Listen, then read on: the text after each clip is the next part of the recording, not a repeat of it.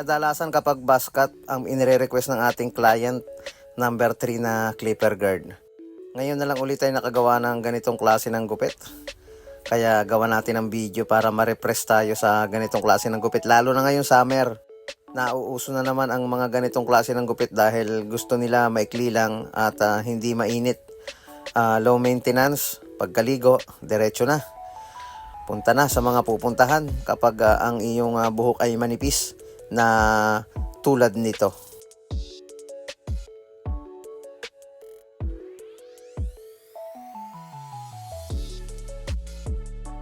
Then zero close natin, gagawa tayo ng first guideline o baseline.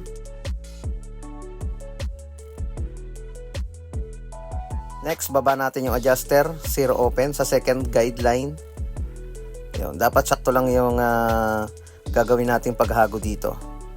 Hindi tayo sosobra, baka masyadong mapataas. Estimate lang ng kamay kapag tayo nagbababa o nagbabataas ng ating clipper. And then zero close para mabura yung pinakang baseline na ginawa natin kanina.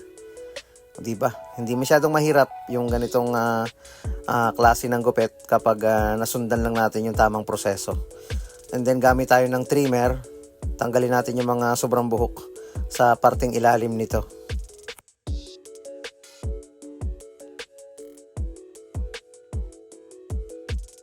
Line up, gamit pa rin ang ating trimmer, dulo lang ng buhok. Mag-start tayo sa pinakang sentro ng kanyang noo.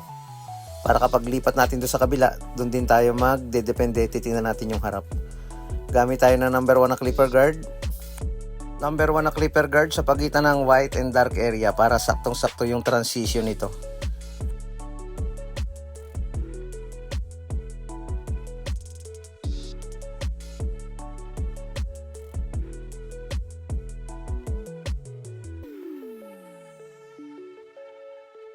And then proceed tayo sa 0.5 na clipper guard dito sa area na ito.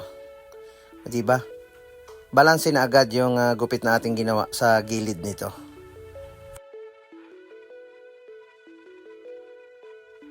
Basahin muna bago ahitan.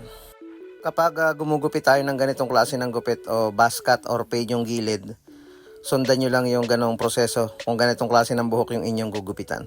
Try natin itong isa nating clipper dito sa right side kung okay din ba itong gamitin. Yun. Okay. Matalas din. Okay din siyang pang line up. Kung ano yung ginawa kong proseso sa kabila, ganun lang din yung ginawa ko dito. Basain at ahitan din yung kabila nito.